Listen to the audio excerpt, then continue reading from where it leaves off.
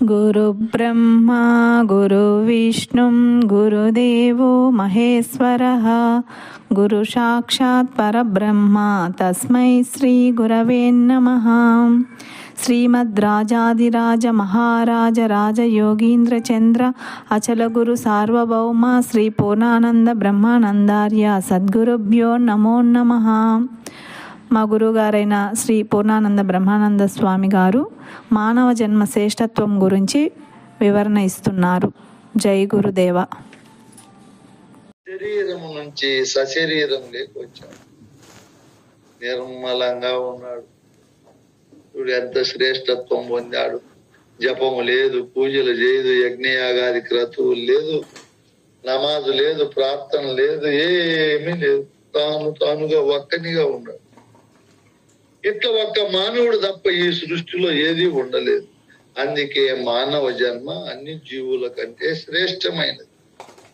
ఆయన ఎక్కడుంటే అదే వైకుంఠము, అదే కైలాసము, సత్యలోకము, అదే స్వర్గము, అది సకల విలాసాలకు నిలయమైన విలాస మంటపము.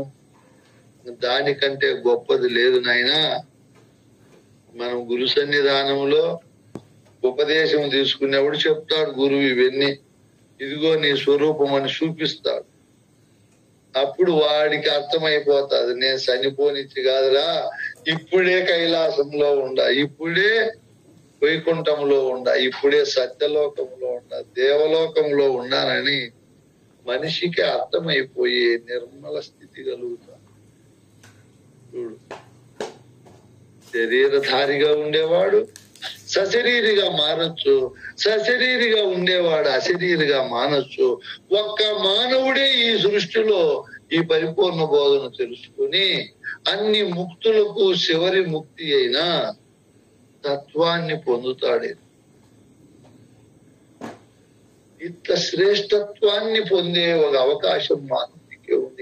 ఇక్కడ అనంత కాలం ఆనందాన్ని అనుభవించి ఒకానొకప్పుడు ఒక సందేహం వస్తుంది, నేను ఎవరు, అసలు ఎందుకు వచ్చాను ఈ సృష్టికి, నేను ఉన్నంత కాలము పరమాత్మని, పోయినప్పుడు ఏ ఊరికి పోతా, తిరిగి మళ్ళా ఏ ఊరి నుంచి వస్తాను, ఇవన్నీ తెలుసుకోవాలని సందేహం కలిగి ఇప్పుడు పరిపూర్ణ బోధ చెప్పే గురువు దగ్గరికి పోతాను. ఈ గురువు పరిపూర్ణ బోధన అంతా వానికి తెలియజేసి వాని ఇప్పుడు సద్యోజాత ముక్తిని గురువు ప్రసాదిస్తాడు. వాడు ఉండంగానే, చనిపోయినప్పుడు కాదు. ఇంక పో, నేననే అహంకారాన్ని గురువుకు దక్షిణగా ఇచ్చి తీసుకొని ఇంక పోనాయన అని మళ్ళా శిష్యునికి హితోక్తులన్నీ చెప్పి పంపిస్తాడు గురువు. ఇట్లా తెలుసుకొని ఈ దాన్ని అనుభవించే శక్తి సత్తా ఒక్క మానవునికే ఉంది.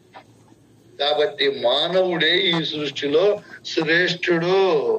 ఇంకా ఉండే దేవాలయాల్లో గాని, ప్రార్థనా స్థలాల్లో గాని, పుణ్యక్షేత్రాల్లో గాని ఏమీ లేదు. అంతా నా నుంచినే.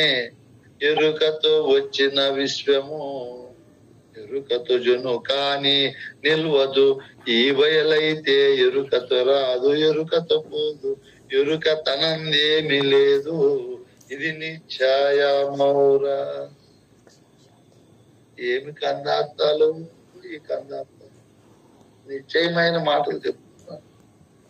నీకంటే దేవదేవుడు, నీకంటే సద్గురు స్వరూపుడు ఇంకో లేడని చెప్పి గురువుకు ఆ దేవుని ద్వారా పరిపూర్ణమైన నిజదైవాన్ని దర్శింపజేసి తన అహంకారాన్ని రహితము చేసి అశరీర స్థితిని ప్రసాదిస్తాడు గురువు. ఈ విధంగా ఏ విధంగా విచారించిన మానవ జన్మ శ్రేష్టము శ్రేష్టము శ్రేష్టం. మానవ జన్మ శ్రేష్టత్వాన్ని గురించి మీరు చెప్పమంటే ఇన్ని కోణాల్లో చెప్పచ్చు.